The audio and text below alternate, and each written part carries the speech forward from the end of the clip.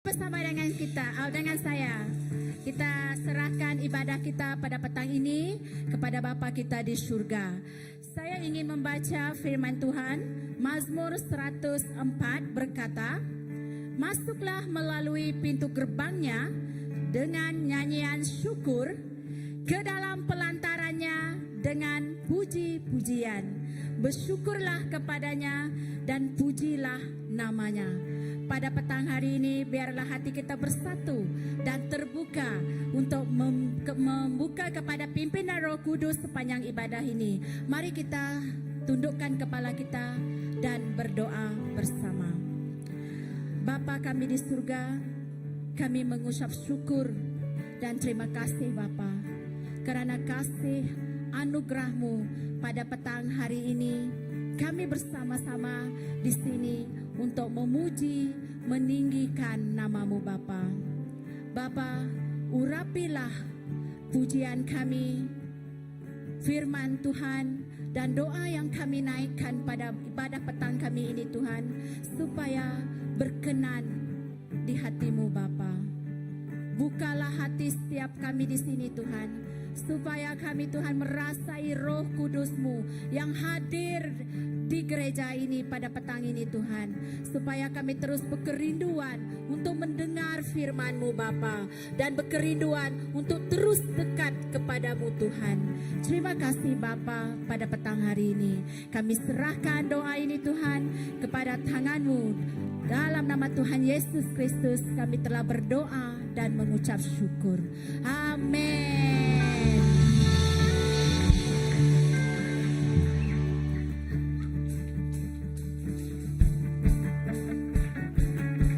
Selamat petang semua. Selamat petang semua.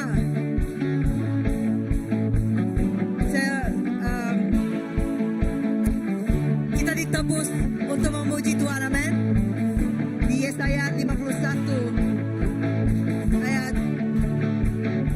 ayat 11 mengatakan, maka orang-orang yang dibebaskan Tuhan akan pulang dan masuk ke Sion dengan sorak-sorai, masuk ke rumah Tuhan dengan sorak-sorai. Sedang sukacita abadi meliputi mereka, kegirangan dan sukacita akan memenuhi mereka, dan duka dan keluh akan menjauh. Pada petang ini kita bersukacita, amin. Kerana Tuhan yang telah menebus kita, membolehkan kita untuk memuji dan menyembah Tuhan. Jadi mari kita semua umat pilihan Tuhan.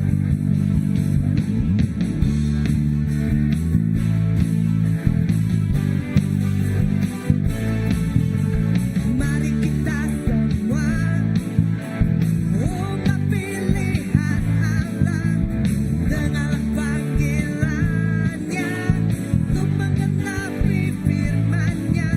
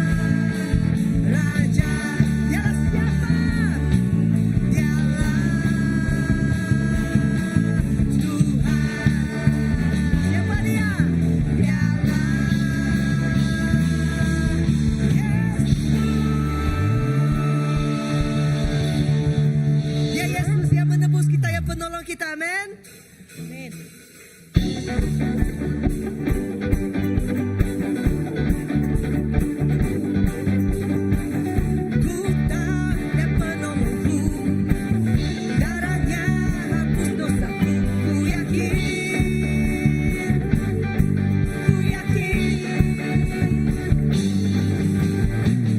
Dia angkat deritaku, sembuhkan sakitku.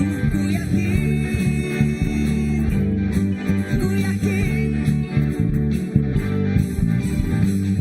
Ku angkat panjimu, Dia tak menang atas maut.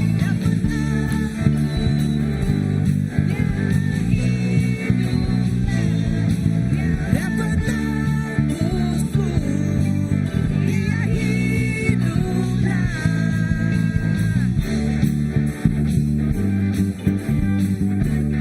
Mari kita sama nyatakan. Ku tahu Dia penolongku, darahnya hapus dosaku. Ku yakin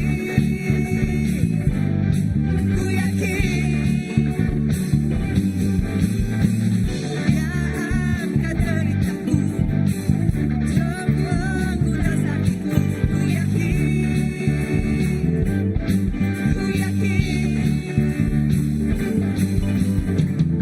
Ku angkat panjimu, Dia tak menang atas maut. Dia penebusku, Dia hiduplah.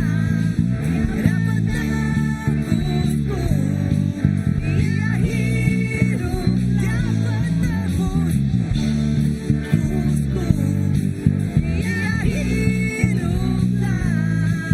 Dia penebusku, Dia hiduplah. Kau bebaskanku, ku kan bangkit, ku kan menerimanya pun kerajaanmu datang. Dia penebusku, Dia hiduplah. Dia penebusku, Dia hiduplah. Dia penebusku, Dia hiduplah. Dia penebusku. Sama-sama. Dia hiduplah. Dia penebusku, Dia hiduplah. Yesus kau hidup, Yesus kau menang. Kau sungguh berjaya Yesus. Mari kita angkat suara kita, kita menyambut Raja yang berjaya, Raja yang telah menebus kita dari lembah kelam, dari kuasa kegelapan.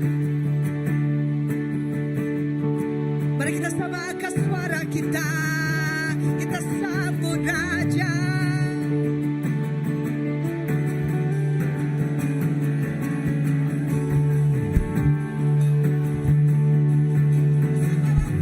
Mari kita angkat suara kita.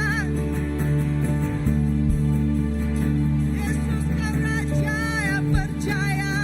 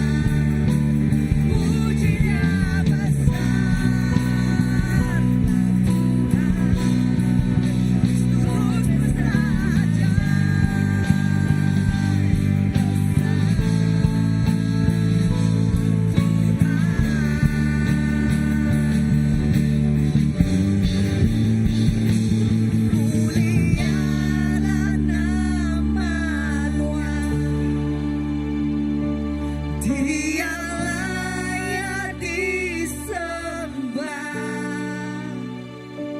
sebab besar dan ajaiblah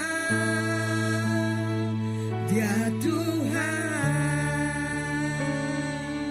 Let's personalize it. He's here. Mulialah namamu, Engkau layak disembah, sebab besar dan ajaiblah Kau Tuhan. Mulialah namamu, mulialah namamu, Engkau layak disembah, Engkau layak disembah, sebab besar dan ajaiblah, sebab besar dan ajaiblah Kau Tuhan.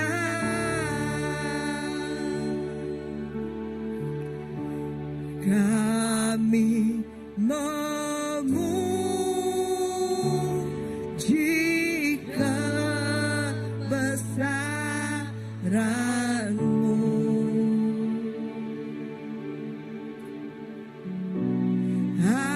Ajaib Tuhan,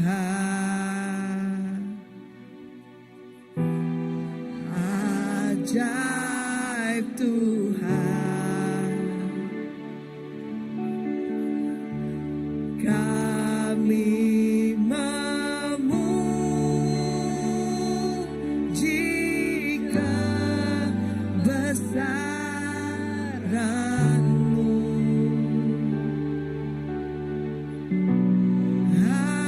Ajaib Tuhan,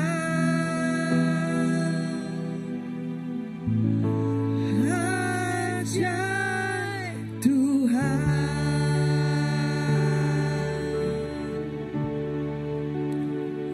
Yesus Engkau ajaib.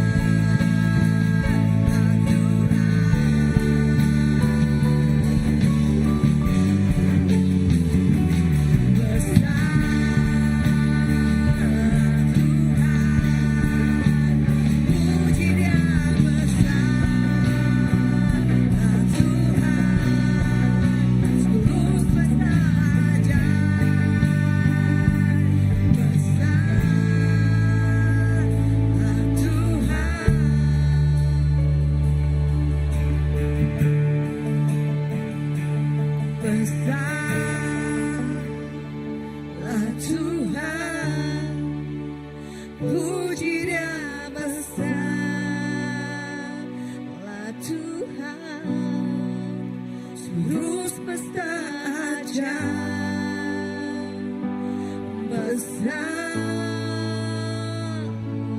Tuhan.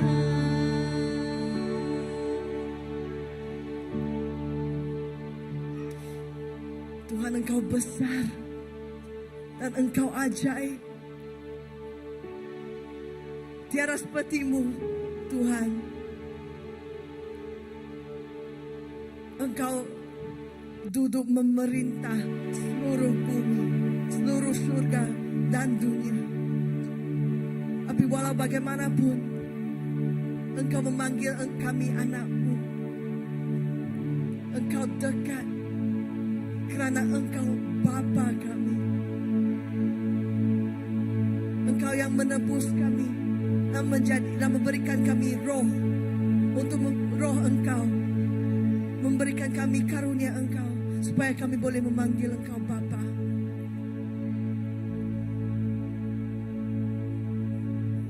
Terima kasih Tuhan. Terima kasih Bapa.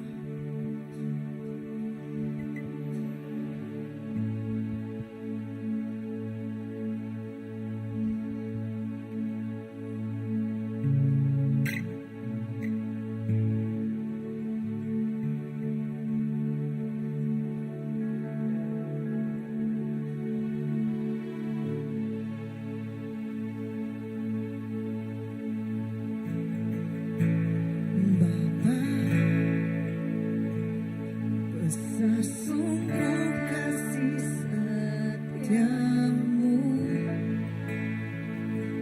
nyata sungguh perlindunganmu. Tak satu kuasa mampu pisahkan aku dari kasih-Mu, Bapa. Ajarku selalu hormati-Mu,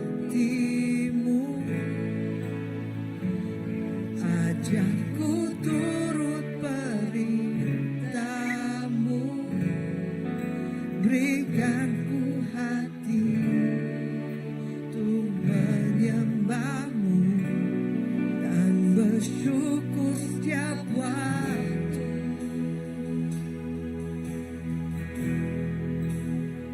Seperti Bapa sayang anaknya, demikianlah Engkau mengasihiku. Kau jadikan biji mata-Mu, Kau berikan semua yang ada padamu. Seperti Bapa sayang anaknya, demikianlah Kau menuntun langkahku. Hari depan indah Kau beri, rancangan-Mu yang terbaik bagiku.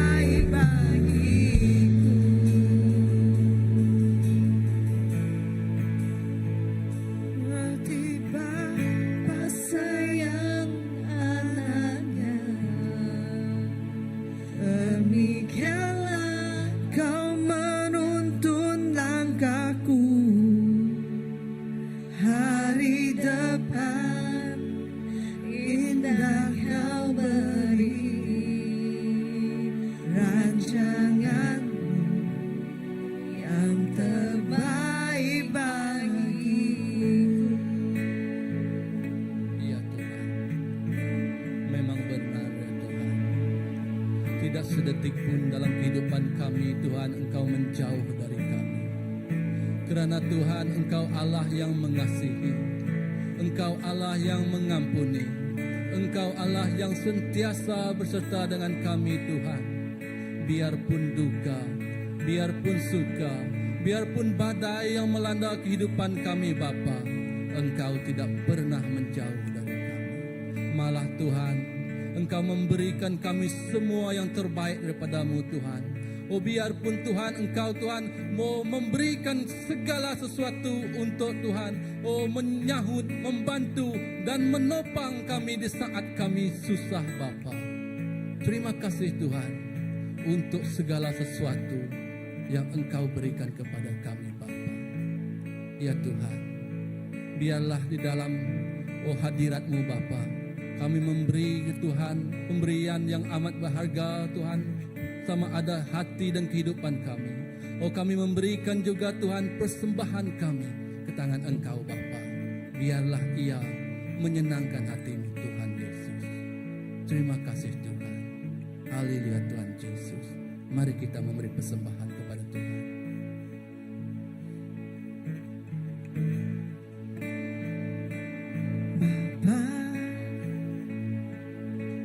Sesungguh kasih setiamu,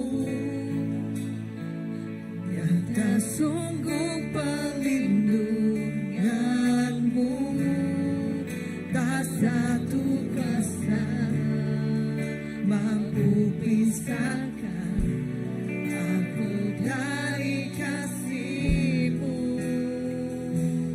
Bapa. Ajarku selalu hormati-Mu, ajarku turut perintah-Mu, berikan ku hati untuk menyembah-Mu dan bersyukur setiap waktu, seperti Bapa sayang anaknya,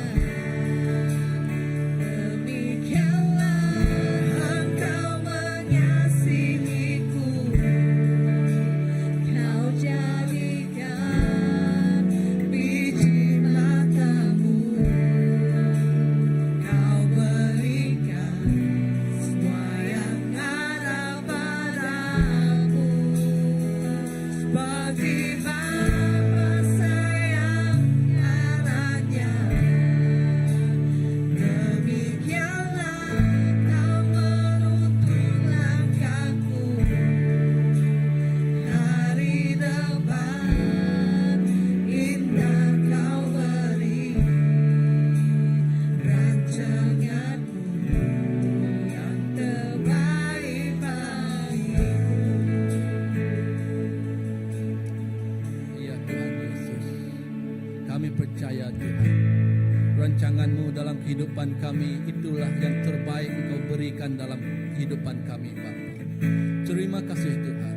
Kami percaya Tuhan Engkau akan memberkati setiap tangan yang memberi, Tuhan, sama ada yang sempat memberi ataupun tidak, Tuhan, sama ada yang memberi secara atas talian sekalipun, Tuhan. Biar Engkau memberkati segenap kehidupan kami. Dan pemberian ini Tuhan untuk kami, Tuhan, memberitakan berita baik tentang kerajaan-Mu, Bapa. Karena kami percaya Tuhan, dalam segenap sesuatu yang kami lakukan, Bapa, Engkau hadir di tengah-tengah kehidupan kami. Terima kasih Tuhan untuk waktu dan ketika ini. Kami berdoa untuk pastor kami akan berkongsi firman-Mu, Bapa. Biarlah hadirat-Mu Tuhan, oh biarlah hikmat-Mu Tuhan, pengetahuan-Mu Tuhan, memberinya Tuhan untuk memberitakan, menceritakan kisah Tuhan yang tersembunyi di sebalik firman-Mu, Bapa. Biarlah firman-Mu itu menjadi tampak dan terang Tuhan, yang menerangi setiap jalan langkah kami, Tuhan Yesus. Terima kasih Bapa atas kebaikan-Mu untuk selama-lamanya. Di dalam nama Tuhan Yesus, Juru Selamat kami telah berdoa. Amin.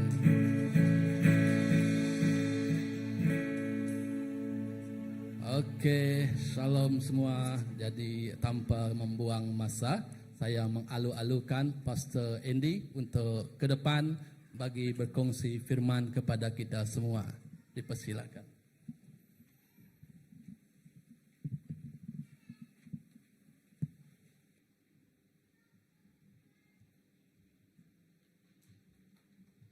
Shalom. Haleluya. Saya rasa setiap kita diberkati Tuhan. Amen. Katakan pada sebelah-sebelah kamu, Yesus mengasihimu. Amen. Haleluya. Kalau ada yang sebelah kamu yang baru ikut kita pada petang ini, katakan kepada mereka selamat datang dan Yesus mengasihimu. Amen. Haleluya. Terima kasih kepada Pastor Nila yang telah memimpin kita dan kepada tim pujian dan penyembahan kita yang telah memimpin kita untuk menyembah dan memuji Tuhan pada petang ini. Haleluya. Mari kita berdoa. Saya serahkan masa ini ke tangan Tuhan untuk firman-Nya.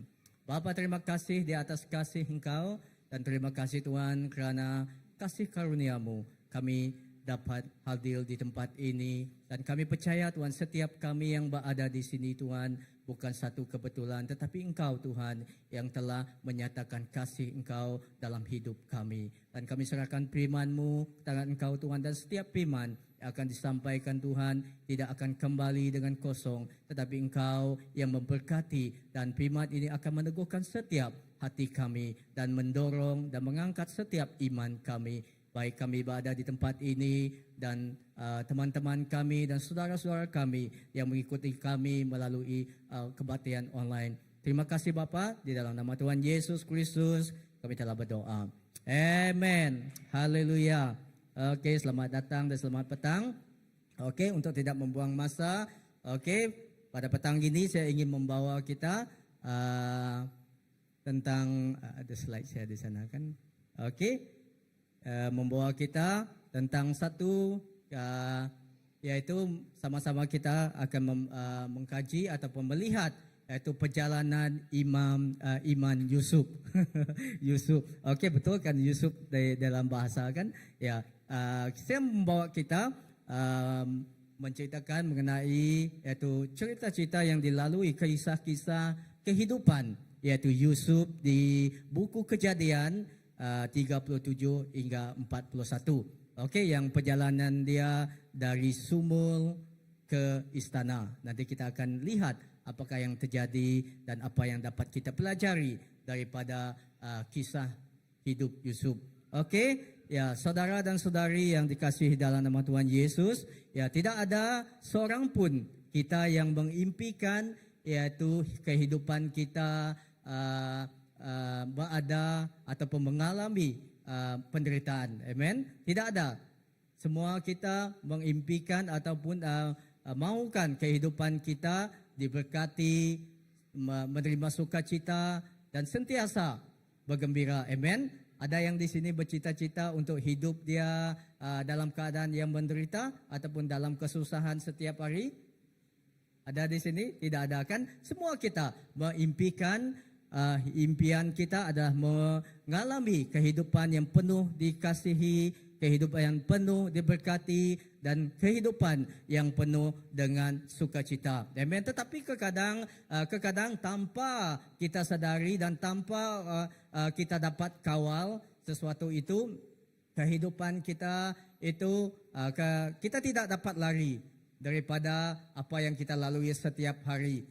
Mungkin dalam satu hari, mungkin dalam kehidupan sepanjang harian kita tidak dapat lari daripada keadaan yang membuat kita rasa sakit, keadaan yang membuat kita rasa kecewa, keadaan yang membuat kita frustasi dan apa-apa pun keadaan yang mungkin membawa yang menyebabkan kita sehingga kita pun susah untuk menghela napas kan, menarik napas dan hembus napas. Terasa sesuatu itu seperti ada sesuatu yang bebanan dalam hidup kita. Amen. Dan saudara-saudari terkasih dalam nama Tuhan Yesus, ya kita pasti juga kita pernah mengalami masa-masa sulit atau masa-masa kesusahan dalam hidup kita. Amen.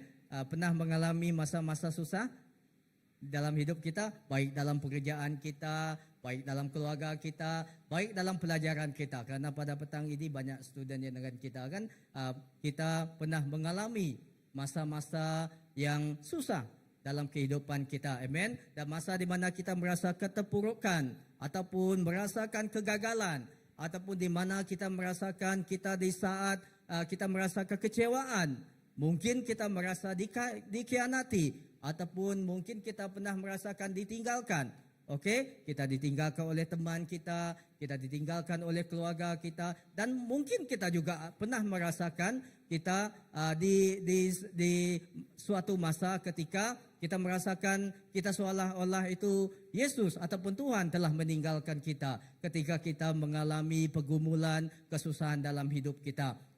Amen. Dan kadang kita tidak dapat mengerti mengapa sebuah ini terjadi kepada hidup saya. Mengapa semua ini terjadi pada saya? Saya anak Tuhan, tetapi mengapa semua ini terjadi dalam hidup saya? Dan petang ini, saudara dan saudari, saya ingin membawa kita untuk melihat kehidupan seorang tokoh Alkitab yang dapat kita pelajari daripada hidup dia, yaitu Yusuf. Okey, bagaimana dari tempat dia 1, 2, 3 sehingga dia dipakai luar biasa oleh Tuhan kita. Amen. Dan hari ini saya membawa kita melihat kisah Yusuf, salah satu kisah yang paling mengagumkan tentang ketabahan, pengampunan dan menggambarkan kuasa penebusan Tuhan di dalam Alkitab. Ya, kisahnya mengingatkan kita bahwa walaupun hidup sukar dan mengecewakan, tetapi Tuhan sentiasa mengawal kendali dan Tuhan sentiasa hadir bersama dengan dia. Okey, dan yang saya membawa kita melihat perjalanan kehidupan Yusuf. Yang pertama iaitu sumur atau sumur, kalau sumur perigi kan, perigi yang kosong ataupun lubang, boleh diterjemah seperti itu. Okey, yang pertama iaitu melalui sumur ataupun perigi yang kosong. Iaitu diambil saya di Kejadian pasal yang ke-37 ayat 3 hingga 28. Saya bacakan dengan kita. Kalau kamu ada firman ataupun kalau kamu tidak ada, kita boleh lihat di sana. Mereka akan tolong paparkan untuk kita. Saya bacakan di ayat yang ketiga. Israel lebih mengasihi Yusuf dari semua anaknya yang lain. Sebab Yusuf itulah anaknya yang lahir pada masa tuanya, dan ia menyuruh membuat jubah yang maha indah bagi dia. Yang keempat, setelah dilihat oleh saudara-saudaranya bahawa ayahnya lebih mengasihi Yusuf dari semua saudaranya, maka bencilah mereka itu kepadanya dan tidak mau menyapanya dengan ramah. Dan kelima, pada suatu kali bermimpilah Yusuf, lalu mimpinya itu diceritakannya kepada saudara-saudaranya.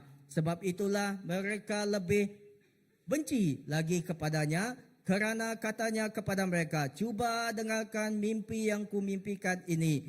Tampak kita sedang di ladang mengikat bekas-bekas gandum, lalu bangkitlah bekasku dan tegak berdiri. Kemudian datanglah bekas-bekas kamu sekalian mengelilingi dan sujud menyembah kepada bekasku itu." Ayat yang ke-8, lalu saudara-saudaranya berkata kepadanya, "Apakah engkau ingin menjadi raja atas kami? Apakah engkau ingin berkuasa atas kami?" Jadi makin bencilah mereka kepadanya kerana mimpinya dan kerana perkataannya itu. Dan seterusnya, lalu ia memimpikan pula mimpi yang lain yang diceritakannya kepada saudara-saudaranya. Katanya, "Aku bermimpi pula, tampak matahari, bulan dan 11 bintang sujud menyembah kepadaku." Yang ke-10, setelah hal ini diceritakannya kepada ayah dan saudara-saudaranya, maka ia ditegur oleh ayahnya, "Mimpi apa mimpimu itu? Masakan aku dan ibumu serta saudara-saudaramu sujud menyembah kepadamu sampai ke tanah?" Yang ke-11, maka iri hatilah saudara-saudaranya kepadanya, tetapi ayahnya menyimpan hal itu dalam hatinya. Dan seterusnya, ayat yang ke-12 hingga yang ke-36. Pada suatu kali pergilah saudara-saudaranya mengembalakan kambing domba ayahnya dekat Sikem. Dan ke-13, lalu Israel berkata kepada Yusuf, "Bukankah saudara-saudaramu mengembalakan kambing domba dekat Sikem?" Israel ini adalah nama Yakub. Yakub kan di dalam tu, dan Israel nama dia panggilan Yakub, iaitu ayah kepada Yusuf. "Bukankah saudara-saudaramu mengembalakan kambing domba dekat Sikem? Marilah engkau kusuruh kepada mereka." Sahut Yusuf, "Ya bapa."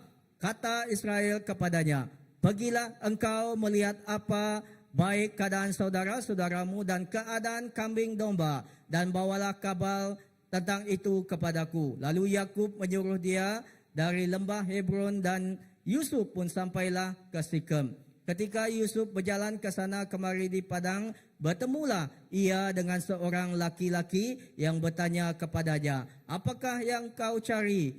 Sahutnya, "Aku mencari saudara-saudaraku. Tolonglah katakan kepadaku di mana mereka menggembalakan kambing domba." Lalu kata orang itu, "Mereka telah berangkat dari sini. Sebab telah ku dengar mereka berkata-kata, marilah kita pergi ke Dotan." Maka Yusuf menyusul saudara-saudaranya itu, dan didapatinya lah mereka di Dotan. Dan seterusnya, agak panjang sedikit ya. Dan dari jauh ia telah kelihatan kepada mereka, tetapi sebelum ia dekat pada mereka, mereka telah bermufakat mencari daya upaya untuk membunuhnya. Ayat yang ke-19, kata mereka seorang kepada yang lain, "Lihat, tukang mimpi itu datang. Sekarang marilah kita bunuh dia dan kita lemparkan ke dalam salah satu sumur ini. Lalu kita katakan, seekor binatang buas telah menekamnya. Dan kita akan lihat nanti bagaimana jadinya mimpinya itu." Yang ke-21, ketika Ruben mendengar hal ini, ia ingin melepaskan Yusuf dari tangan mereka. Sebab itu katanya, "Janganlah kita bunuh dia." Lagi kata Ruben kepada mereka, "Janganlah tumpahkan darah, lemparkanlah dia ke dalam sumur yang ada di padang gurun ini, tetapi janganlah apa-apakan dia." Maksudnya hendak melepaskan Yusuf dari tangan mereka dan membawanya kembali kepada ayahnya. Dan ayat yang ke-23, baru saja Yusuf sampai kepada saudara-saudaranya, mereka pun menanggalkan jubah Yusuf, jubah maha indah yang dipakainya itu, dan mereka membawa dia dan melemparkan dia ke dalam sumur. Sumur itu kosong, tidak berair. Kemudian duduklah mereka untuk makan. Ketika mereka mengangkat muka, kelihatanlah kepada mereka suatu kapilah orang Ismail datang dari Gilead dengan untanya yang membawa damal, balsam dan damal ladan. Dalam perjalanannya mengangkut barang-barang itu ke Mesir. Lalu kata Yudia kepada saudara-saudaranya itu, "Apakah untungnya kalau kita membunuh adik kita itu dan menyembunyikan darahnya?" Yang ke-27, "Marilah kita jual dia kepada orang Ismail ini. Tetapi janganlah kita apa-apakan dia, kerana ia saudara kita, darah daging kita." Dan saudara-saudaranya mendengarkan perkataan itu. Yang ke-28, ketika ada saudara-saudara Midian lewat, Yusuf diangkat ke atas dari dalam sumur itu, kemudian dijual kepada orang Ismail itu dengan harga 20 sikal perak, lalu Yusuf dibawa mereka ke Mesir. Ya, ini adalah kronologi, yaitu cerita tentang kehidupan Yusuf. Ya, yang pertama, di pasal yang pertama di sumur. Ya, bagaimana kehidupan dia digambarkan di sini dari yang ayat yang kita baca tadi, bahwa Yusuf ini dilahirkan dan disayangi oleh bapaknya. Kita tahu kan ketika ayah itu menyayangi anaknya, betapa besar yaitu harapan dia untuk Yusuf. Berapa besar harapan dia untuk anak ini. Tetapi kerana kasih yang begitu besar terhadap Yusuf itu menimbulkan kebencian kepada saudara-saudaranya. Itu mengakibatkan saudara-saudaranya membenci dia, bukan saja kerana bapa dia Yakub terlalu mengasihinya, tetapi juga kerana Yusuf ini kita baca tadi kan, dia diberikan satu talenta atau pemberian, yaitu bagaimana dia dapat memimpikan sesuatu yang belum terjadi, tetapi dia dapat menebak. Kerana perhubungan dia dengan Tuhan, walaupun dia masa itu dia masih muda, tetapi perhubungan dia dengan Tuhan itu agak dalam, sehingga kan dia dapat melihat apa yang akan terjadi dalam kehidupan dia. Oh, saya suatu hari saya akan jadi ini dan suatu jadinya. Dia bukan bermimpi benda-benda yang tidak betul lah, tetapi benda-benda yang masa depan yang akan terjadi. Bagaimana dia menyelamatkan dan bagaimana dia digunakan oleh Tuhan. Tetapi saudara-saudaranya tidak mahu.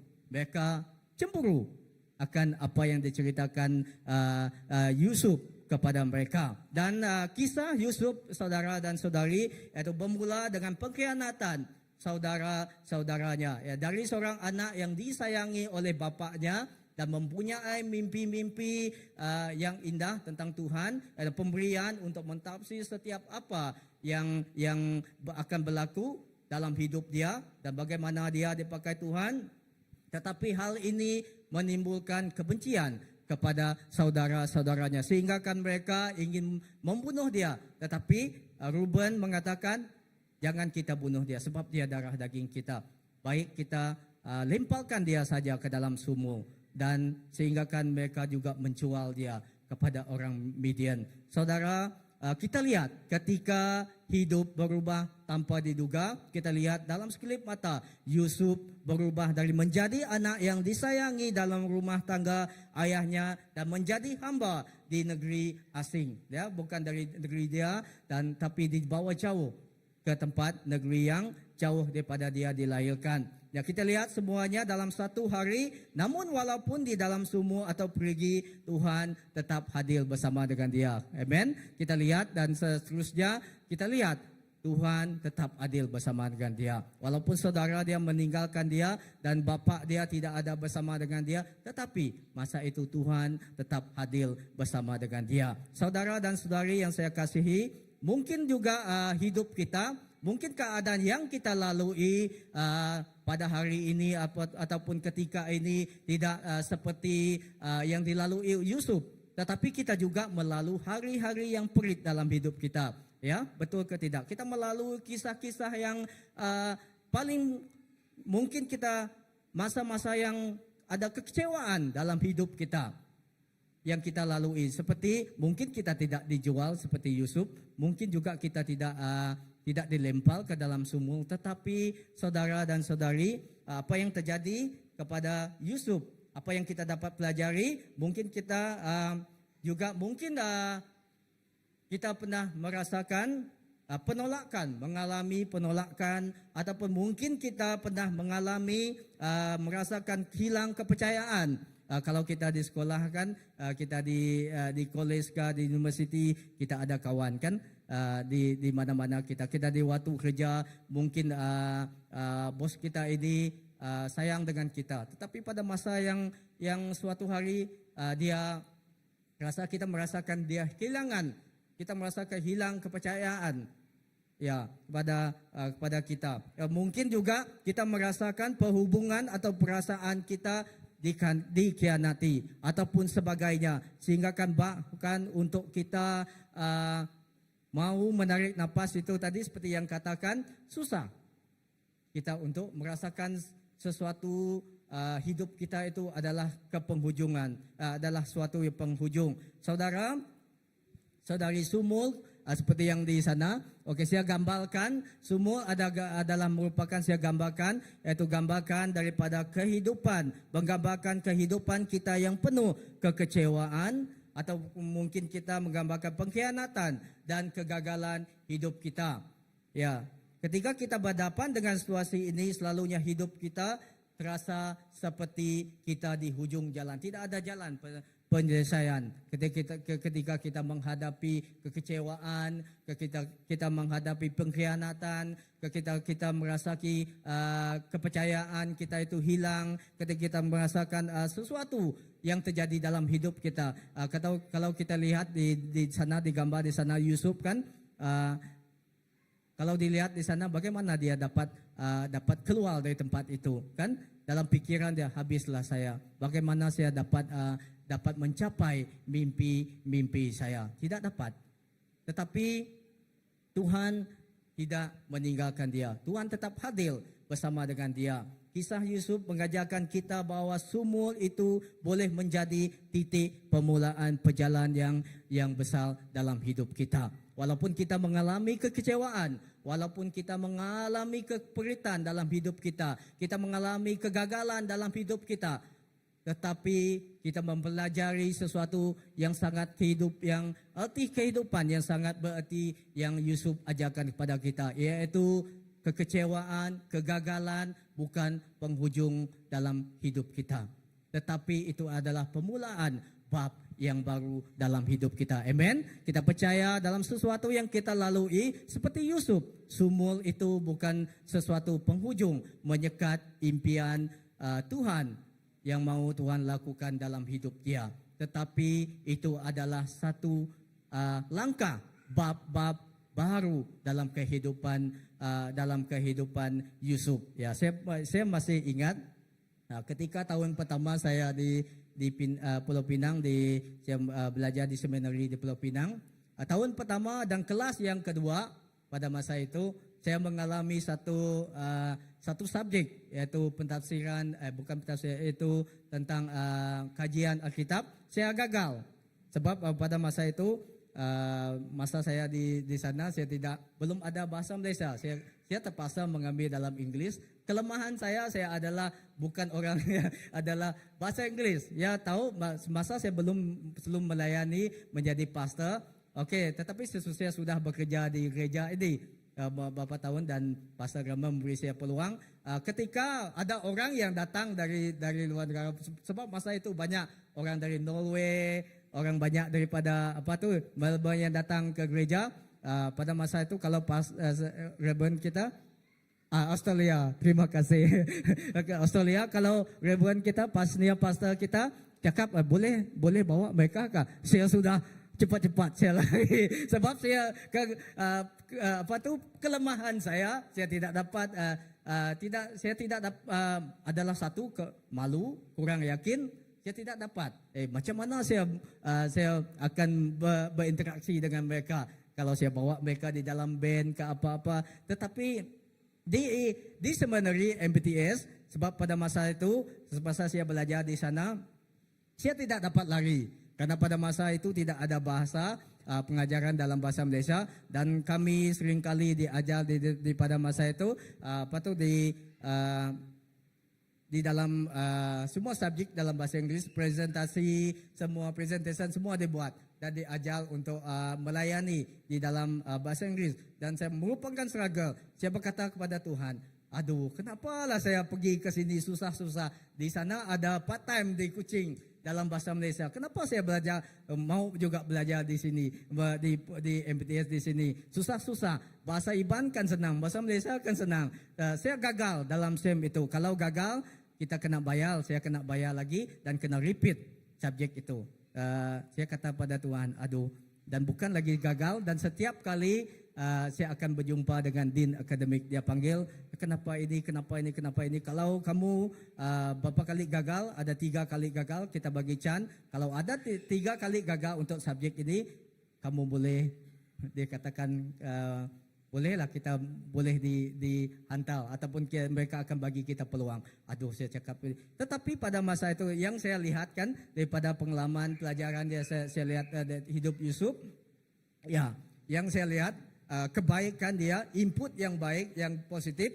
Okey, ada juga. Kalau saya dari masa ini, kalau saya tidak pergi ke Pulau Pinang, okey, mungkin saya masih lari.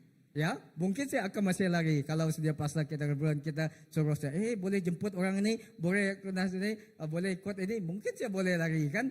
Saya boleh buat excuse.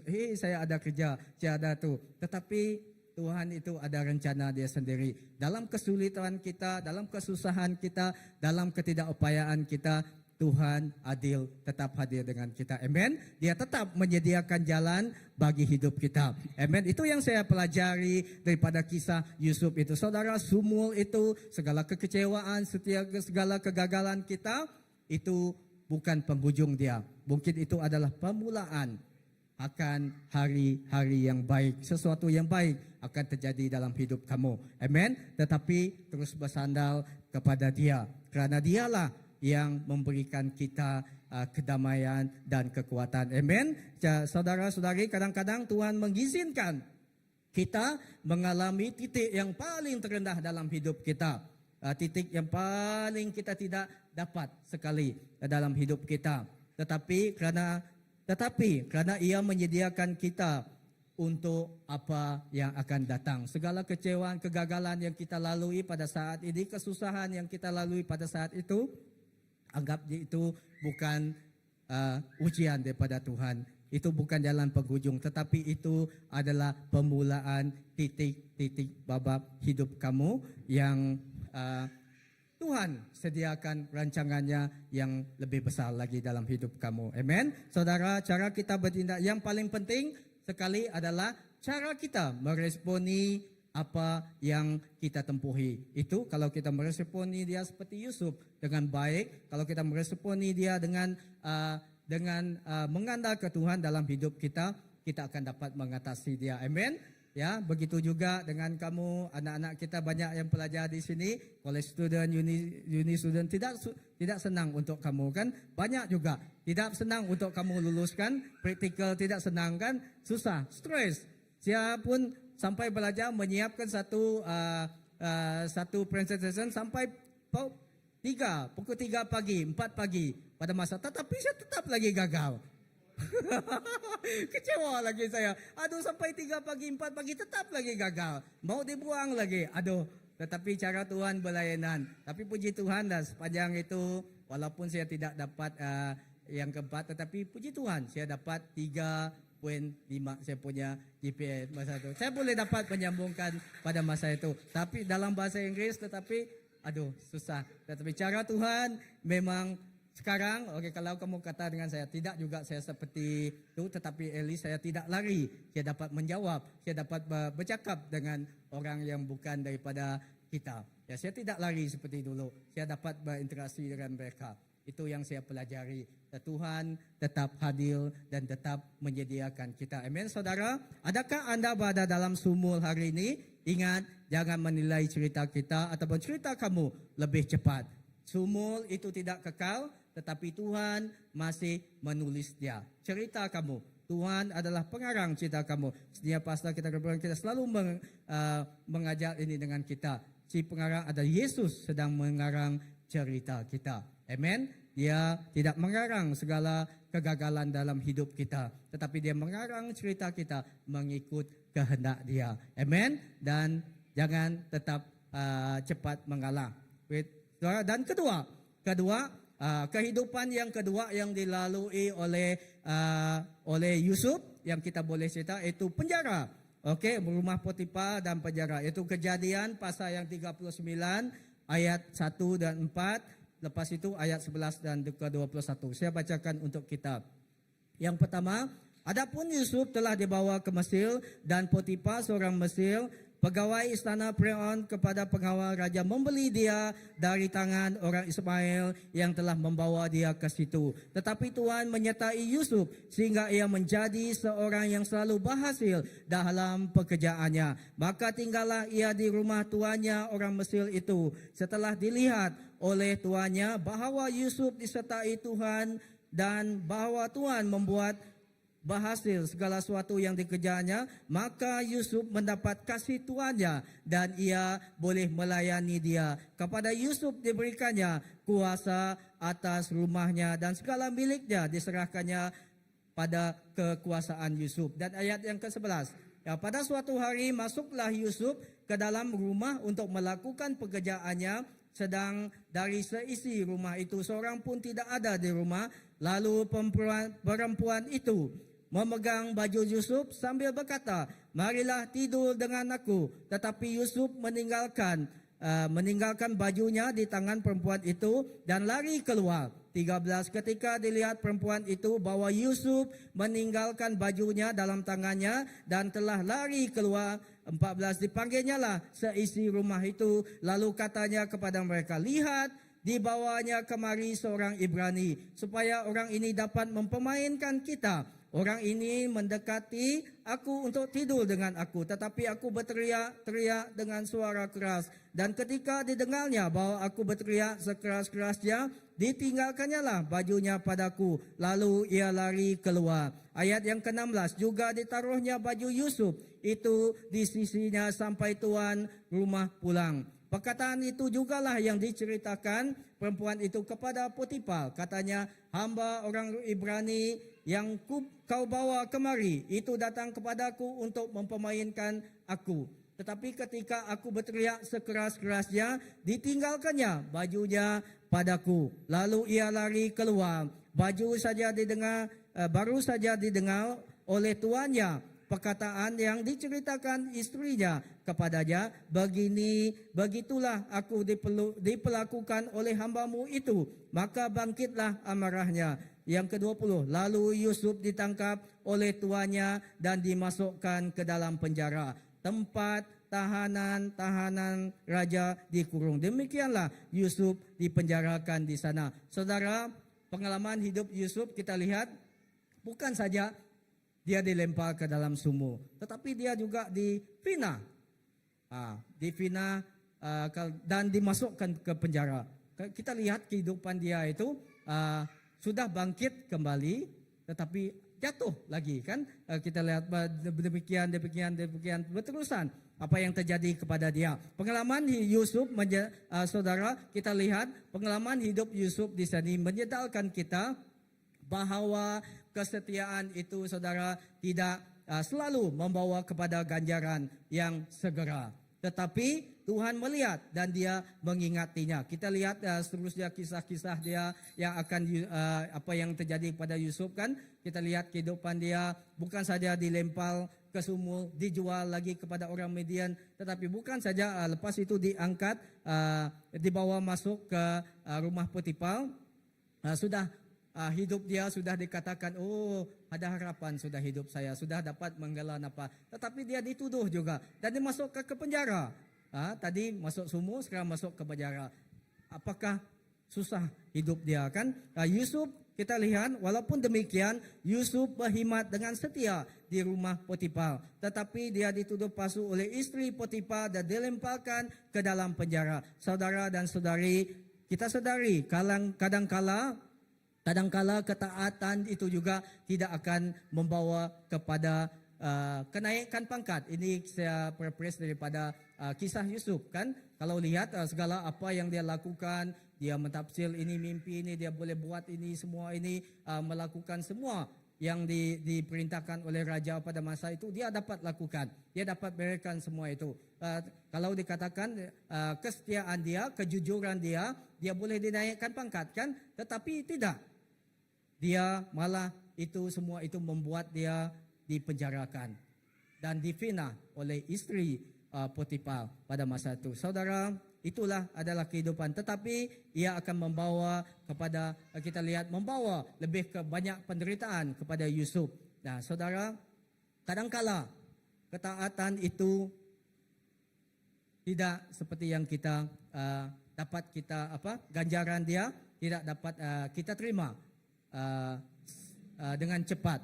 Tetapi Tuhan menyertai Yusuf yang dikatakan di Kejadian 39 ayat yang 21 berkata, tetapi Allah melihat, tetapi Tuhan menyertai Yusuf dan menunjukkan kasih setianya kepadanya. Amen. Dan walaupun dalam penjara, Tuhan bersamanya. Dan begitu juga saudara, apa yang kita dapat pelajari, walaupun di dalam apa-apa pun keadaan kita, Tuhan juga bersama saudara dan saya. Amen. Tuhan bersama kita dalam setiap kesusahan yang kita alami. Dan ilustrasi dia saya bawakan di sini. Seringkali kalau kita menghadapi sesuatu masalah, saya tidak kata semua lah. Mungkin ada setengah. Mungkin kita seringkali kita maukan pelepasan ataupun jalan penyelesaian yang cepat.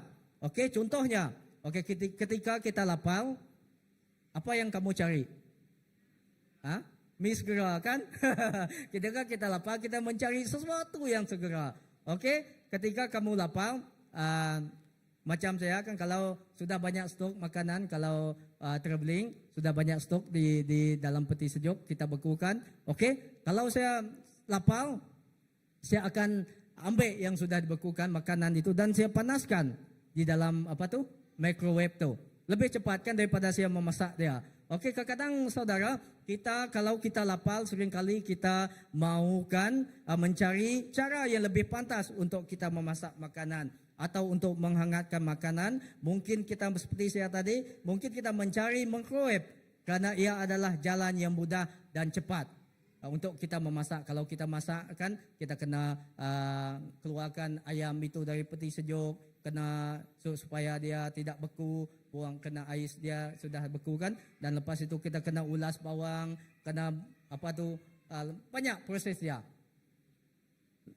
Begitulah kan, kita akan, tetapi cara kita kalau kita lapar, saya tidak tahu kamu, saya akan mencari sesuatu yang segera. Saya akan dapat on, klik saja butang. Ya 5 minit. Okey, sudah masak, sudah hangat, boleh dimakan. Kadang-kadang begitu juga hidup kita. Di dalam kesusahan, di dalam kecewaan kita, di dalam apa kita tempuhi, kita mau penyelesaian yang segera. Kita mau Tuhan jawab kita segera. Kita mau Tuhan menyelesaikan segala sesuatu itu segera. Tetapi ingat,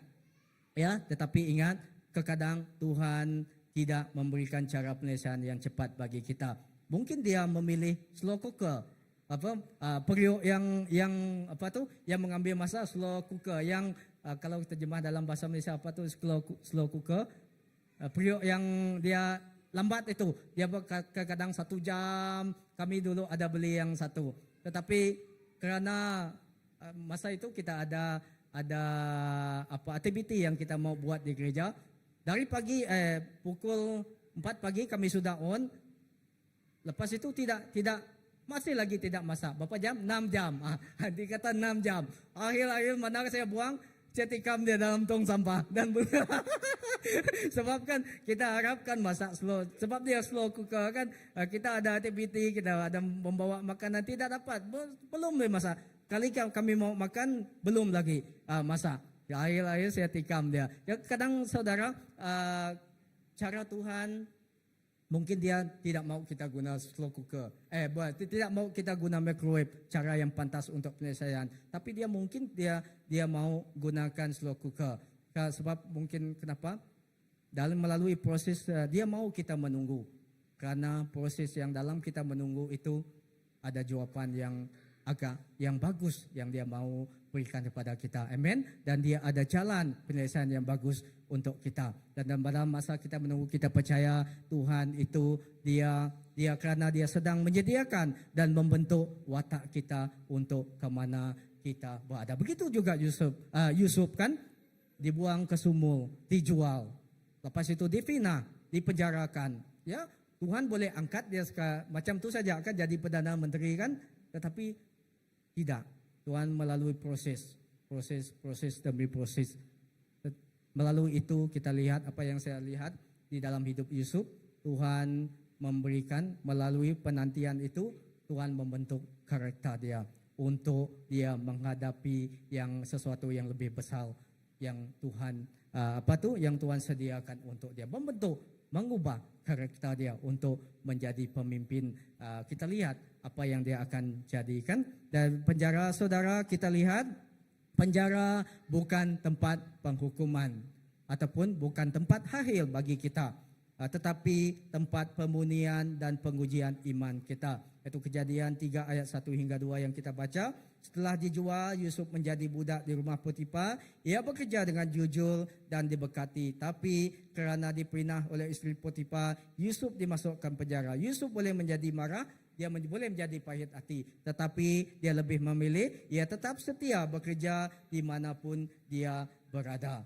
Ia tetap mengandalkan Tuhan dan tidak membiarkan kepahitan merusak hatinya. Dia di penjara, tetapi Tuhan tetap menyertainya. Saudara dan saudari, penjara bukan tempat akhir bagi kita, itu adalah tempat pemurnian kita. Di sana karakter Yusuf dibentuk, dia menjadi lebih rendah hati, dia menjadi lebih sabar dan lebih bijaksana, lebih bersandar kepada Tuhan. Amen. Dan begitu juga, mungkin kamu sedang di dalam penjara. Mungkin kita tidak dalam penjara the sel seperti itu, tetapi penjara ini boleh digambarkan keadaan. Mungkin kita sedang dipenjara oleh keadaan seperti pekerjaan yang sukar. Ya, di dalam tempat kita pekerjaan yang sukar, mungkin hubungan kita retak. Penjara, hubungan yang retak digambarkan di sini. Mungkin juga itu penjara itu boleh digambarkan seperti keuangan yang terbatas.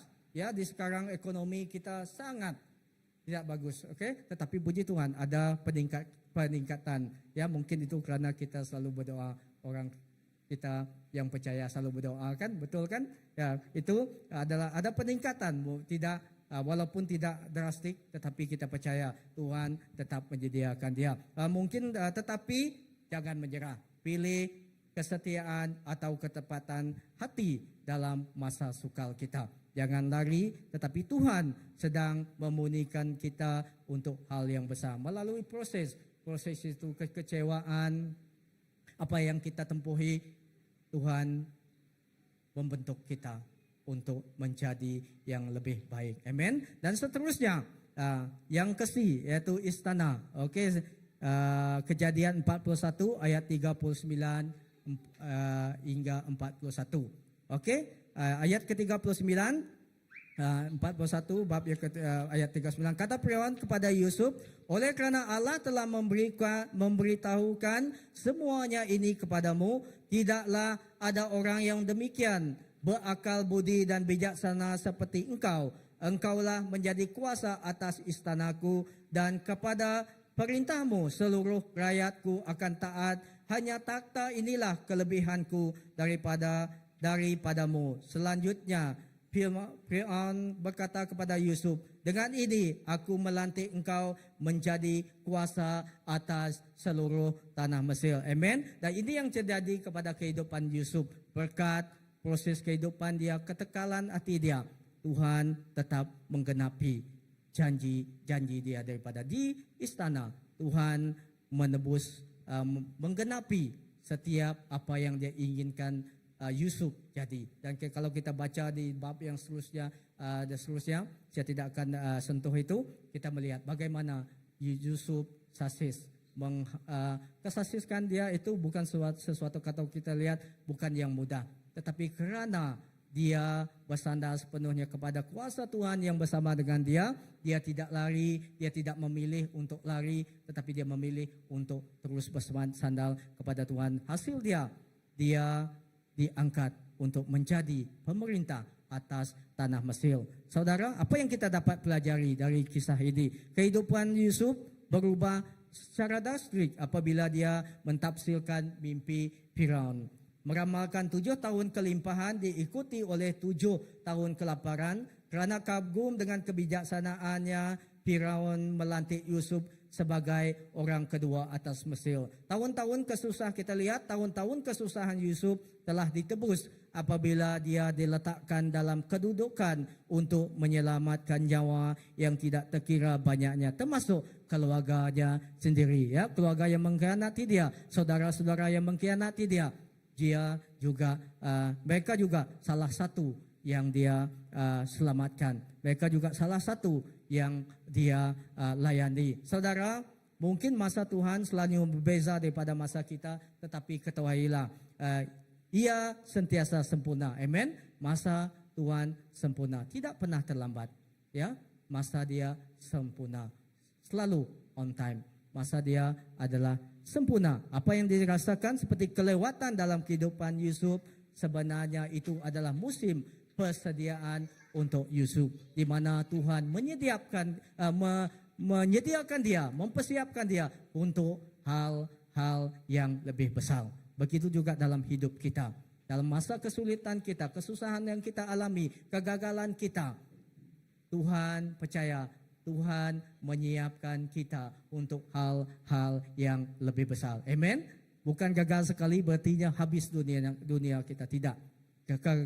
Kegagalan itu adalah satu permulaan di mana Tuhan mengerjakan sesuatu yang lebih besar, yaitu mengikut kehendaknya dalam hidup kita. Amen. Dan seterusnya kita sampai ke penghujung. Dari sumur ke istana, kita lihat perjalanan Yusuf adalah cerminan hidup kita. Sumur adalah awal penderitaan, tetapi permulaan babak yang baru bagi hidup kita atau hidup Yusuf. Dan penjara adalah tempat pemurnian, bukan penghukuman, dan istana di mana Tuhan menggenapi janjinya dalam hidup Yusuf. Amen, saudara. Tuhan tidak pernah lalai dalam janjinya. Dia melihat air mata kita dan dia memakai setiap luka yang untuk mempersiapkan kita bagi hal yang besar. Kita lihat perjalanan Yusuf mengajar kita bahwa Tuhan boleh menerima cabaran, kekecewaan dan kerugian yang kita hadapi dan mengubahnya menjadi sesuatu yang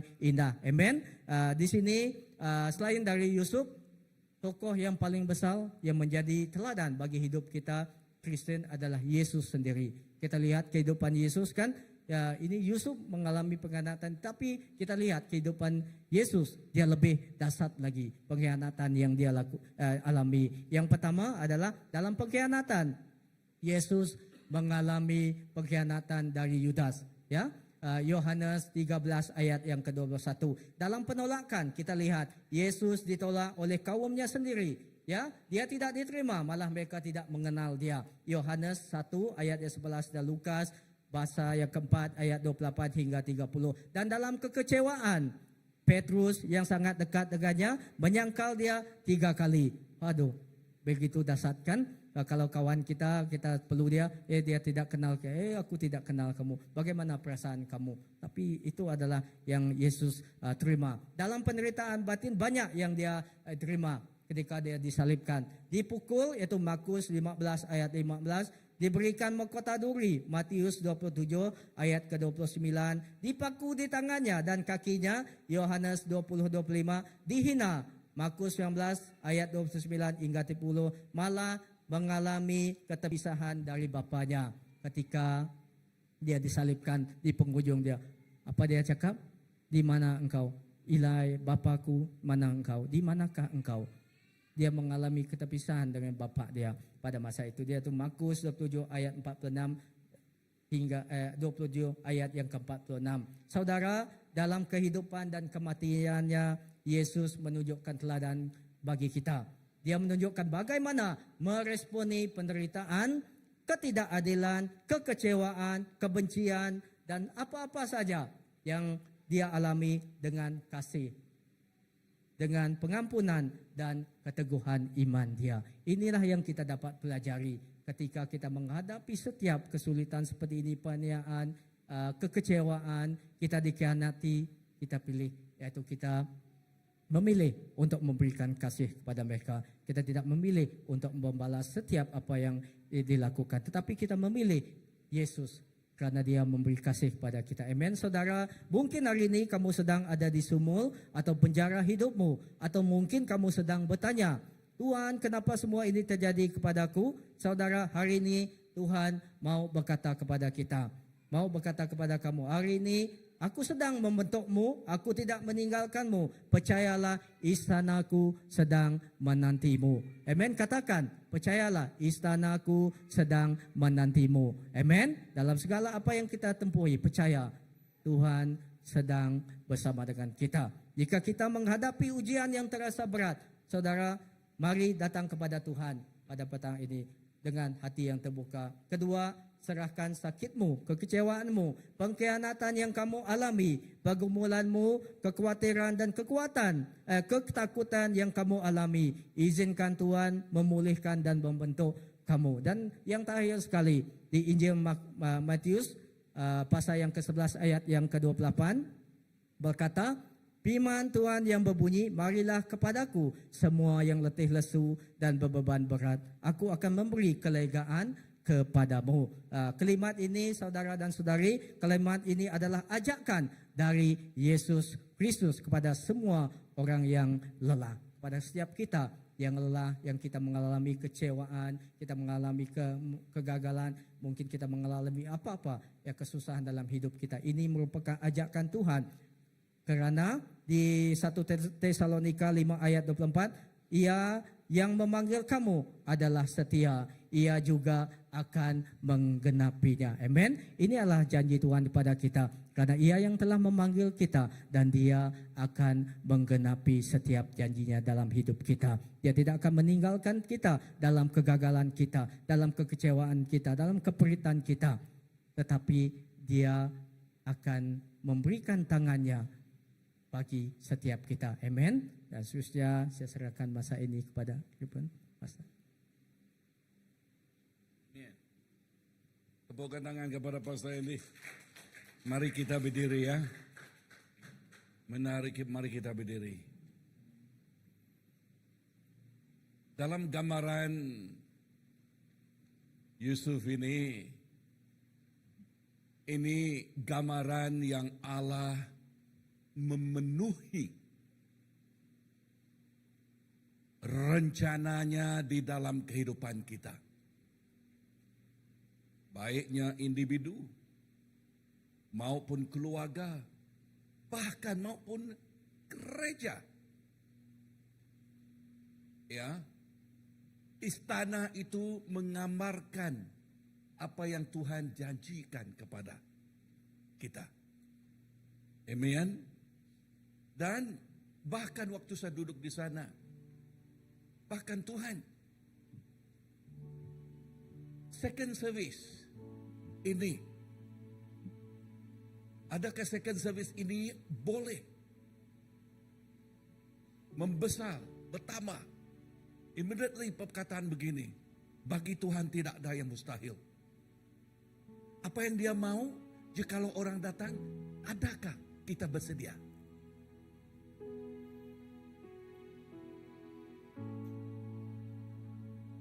Tidak ada proses yang sia-sia. Gambaran di sini. Dari sumu, dari mula dia dicintai oleh Bapa. Dan terus pergi ke sumu. Dan menjadi hamba. Hamba abdi. Dijual kepada Ismail. Dan di penjara. Penjara bercakap mengenai the lowest of his life experience. Pengalaman yang begitu terendah di dalam kehidupan. Dan selepas itu, dari yang terendah, Tuhan mengangkatkannya kepada istana. Semuanya bagian daripada rencana Tuhan. Nah, Yusuf adalah contoh proses pahit untuk mendewasakan kita menuju kepada janji Tuhan. I use this word, perhatikan perkataan ini, untuk mendewasakan kita. Saya selalu memakai istilah begini. Di kampung kita berkebun kan? Kita berkebun di kampung. Tetapi Bapa tidak memberi kita barang, ya, jikalau kita masih kecil, kan? Tetapi sudah kita dewasa, Satu kali, ya, saya pergi dengan ibu bapa saya, pergi ke ladang mereka. Waktu itu maybe what, primary 6 or form 1, cannot remember, ya. Dan dia beri saya pisah, Pak. Dia beri atau saya ambil barang. Dan saya coba bersama dengan mereka. Apa yang berlaku? Kaki saya sampai sekarang masih ada bekas luka. Tetapi jikalau saya sudah dewasa, tidak tahu pakai barang itu, apa gambarannya? Nah, Yusuf adalah contoh bahwa proses pahit mendewasakan kita untuk menuju janji Tuhan. Jangan menyerah kepada sumo. Jangan tawar hati saat jadi hamba. Jangan putus asa, harapan dalam penjara. Karena apa? Istana menunggu kita. Amen. I don't know what God promised to you. I don't know. But I know God promised something to us as individual. Saya tidak tahu apa yang Tuhan janjikan kepada kamu. Tetapi dalam hati nurani kita tahu Tuhan berbicara. Tuhan berbicara sesuatu kepada kita. Yes. Tuhan berbicara kepada anaknya. Dia mau mengangkat kita menjadi orang yang berguna di dalam kerajaannya.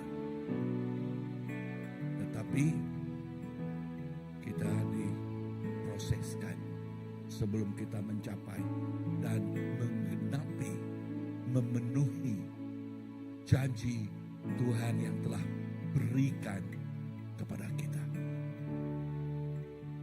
Allah Bapa, terima kasih kepada gambaran Yusuf yang Engkau berikan kepada kami.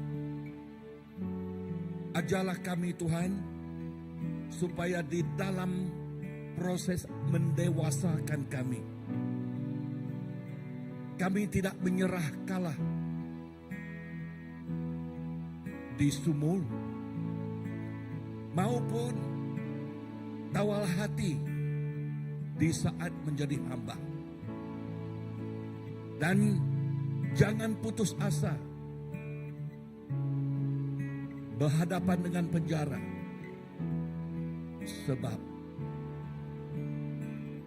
janji Engkau untuk memberkati anak-Mu akan digenapi jikalau kami tidak putus asa. Lord, thank you for your goodness, for your assurance. Terima kasih Tuhan kepada kepastian janji-Mu di dalam kehidupan kami.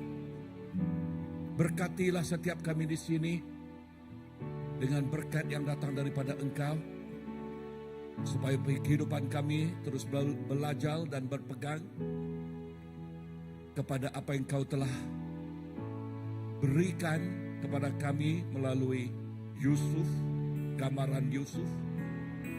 Dan satu hari kelak Engkau akan membawa kami ke tahap apa yang Kau telah janjikan ke dalam kehidupan kami. This is our life, Lord. We surrender all to you. Kami menyerahkan semuanya kepada tangan Engkau. Sentiasa peganglah tangan kami. Dan satu hal yang Engkau nyatakan yang begitu ketara, di segala apa yang Yusuf lalui, Engkau bersama-sama dengan dia. Baiknya di sumur, maupun di penjara, maupun menjadi hamba, Engkau bersama-sama dengan dia. Bapa, Engkau bersama-sama dengan kami. That is what count. Itulah yang amat penting. Hadirat Tuhan di dalam kehidupan kita. Terima kasih Bapa, di dalam nama Yesus, Tuhan dan Juru Selamat kami sudah berdoa. Semua katakan Amen, amen, amen. Amen. Tepukkan tangan pada Tuhan. Oke, mari kita duduk. Oke, dan dengan ini kita menyerahkan kepada MC kita sebelum kita balik ya. Oh, oke. Oh, ada kesaksian di sini. I speak English, maybe you summarize. I have gone through, I have gone through jail. Because most of you do not know me. I went to work, it was in the well. Even though it's good work, but then I felt that I have been not well accepted by my superior. I was like rejected, and that was the time when I went into the well. Like I was being suppressed. Oke. Dulunya waktu dia bekerja, itu pengalaman itu seperti di sumur. Waktu bekerja, bahkan superior dia menolak dia, ya tidak menerima dia. And then that is like for about 3 years. I went through that for about 3 years. Dan dia melalui itu selama 3 tahun. And after that, I went into jail. Dan selepas itu dia merasai dia pergi ke penjara. That jail was in my own room. Dan penjara itu ialah di kamar dia sendiri. I went through depression. Dia yaitu depression, ya tekanan. Kemurungan. So I went into depression and it was for 3 months. Okay, dia kemurungan itu 3 bulan. I don't know whether Andy was here already, but I think Joseph was still not here. The only old one is Andy. Don't know that time. I don't know you know about it or not. Saya tidak pasti bahwa mereka seperti Andy dan Joseph tahu atau tidak. So that was 3 months that I went through jail and is in my room with the depression. Dan masa itu dia merasai di penjara selama 3 bulan dia murung. Ya, di So that was kamar a dia. time. That was a time which God was also dealing with me and giving me to rest. Dan masa itulah Tuhan berbicara kepada dia dan memberi dia untuk istirahat. It was, and when I came out of it, I knew what God was wanting me has for me. Dan selepas dia dilepaskan dari penjara itu dan dia tahu apakah yang Tuhan sediakan untuk dia. It was a time when God was telling me, and when I came out, then I started to meet cases who go through depression. Dan selepas dia keluar daripada itu, ya, dan dia bertemu dengan orang dan dia juga membimbing orang yang melalui apa bahasa itu tadi? Kemurungan itu. Murung. And so then I knew that God put me through so that I can be a blessing to others. Dan barulah saya tahu kenapa saya melalui itu, supaya saya boleh membantu orang lain, ya, yang melalui perkara yang sedemikian. So whether I have gone to my istana or not yet. Why I don't know. Why are you in Istana now? Yeah. You have your 4 children, doing so well. But that You was have the your time. husband. By that time I already have my 4 children. I have my husband. So that was my well and jail, but it was okay. I Dan thank God that it was a time for learning. Dan itulah sumo, dan itulah penjaranya. Dan saya katakan tadi, sebab dia katakan, adakah saya sudah sampai ke istana saya? Saya katakan, dia sudah sampai. Sebab apa? Dia sudah ada anak yang bekerja dan ada suami juga di sebelah dia. Yeah, that's my testimony of my life that from well to jail out. Dan itulah kesaksian kehidupannya, dari sumo ke penjara, tetapi bukan hamba, ya. Ke penjara Tetap hamba. dan sekarang dia Tetap. di istana. Okay. Amen. Okay. Terima kasih. So sudah sampai di istana, ya. Okey, terima kasih Reverend, terima kasih Madam Ong atas satu kesaksian yang begitu memberkati kita pada petang ini. Betul? Siapa rasa diberkati? Sila angkat tangan. Wow, semua diberkati, puji Tuhan. Okey, mari kita melihat berita daripada CBC pada minggu ini. Seperti biasa, persekutuan doa pada hari Rabu, saya mengalu-alukan kehadiran semua jemaat untuk bersama house group. Bagi yang belum mempunyai house group, sila berjumpa dengan Ketua Komsel pada hari dan masa perjumpaan. Untuk makluman, Komsel kita pada hari Jumaat jam 8 malam. Okey, seterusnya, ini adalah merupakan program daripada pedoman harian pada 22 dan 23 Ogos 2025, di mana ada konferensi Alkitab diadakan di CBC jam 9 hingga 12.30 tengah hari. Okey, semua dialu-alukan untuk bersama-sama dan program ini adalah percuma. Okey, seterusnya, okey, ini yang kita nantikan pada 14 hingga 12 hingga 14 September, di mana ada persekutuan bersama Karaban Iban, yaitu di Kapit. Jadi pada masa itu cuti sekolah, saya alu-alukan semua untuk datang bersama-sama ke Kapit. Okey, seterusnya driver gathering selepas di Kapit, kita terus ke Sibu pada 17 hingga 19. Yang ini untuk youth, siapa-siapa yang belum mendaftar boleh berhubung dengan Jeremy. Okey, Brother Jeremy dan Sister Tabitha. Okey, seterusnya itu sahaja pada petang ini. Jadi kita akhiri ibadah kita pada petang ini dengan doa. Saya pimpin kita semua di dalam doa. Bapa, terima kasih atas penyertaan-Mu yang luar biasa pada petang ini Bapa. Dari mula hingga ke akhir ibadah ini Tuhan, kami merasakan kasih-Mu yang tidak pernah berkesudahan dalam kehidupan kami. Doa kami pada petang ini Bapa, jika hari ini kami berhadapan dengan sumur, kami berhadapan dengan penjara, ajar kami Tuhan untuk kami terus setia di dalam proses itu Bapa.